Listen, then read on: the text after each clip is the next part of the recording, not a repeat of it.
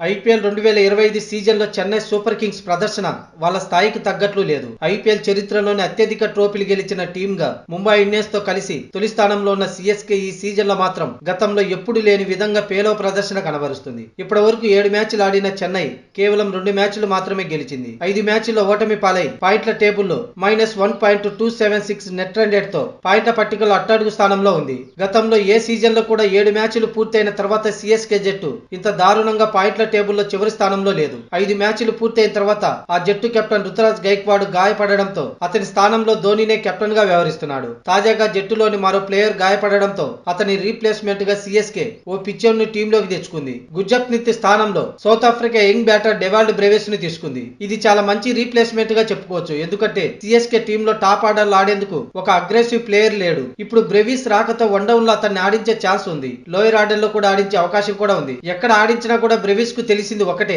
తన ఫ్లాట్ లో బంతి పడిందా అది స్టాండ్స్ లోకి కొట్టడమే అనే విధంగా ఉంటుంది. ముఖ్యంగా అతను కొట్టే నో లుక్ షాట్లు చాలా స్పెషల్ గా ఉంటాయి. గతంలో ముంబై ఇండియన్స్ టీం కు కూడా బ్రెవిస్ ఆడాడు. అగ్రెసివ్ బ్యాటింగ్ చేసే బ్రెవిస్ కన్సిస్టెన్సీ లేకపోవడంతో ముంబై టీం లో మళ్ళీ స్థానం సంపాదించలేకపోయాడు. అయితే ఇప్పుడు సీఎస్కే కు కన్సిస్టెన్సీ కంటే కూడా బ్యాటింగ్ ఆర్డర్లు ఊపి తెచ్చే ఓ పిచ్చకొట్టుడు బ్యాటర్ అవసరం ఉంది. ఇప్పుడు బ్రెవిస్ రాకతో ఆ ఎనర్జీ వస్తుందని సీఎస్కే భావిస్తుంది. మరి చూడాలి బ్రెవిస్ ఎంతవరకు జట్టుకు న్యాయం చేస్తాడో.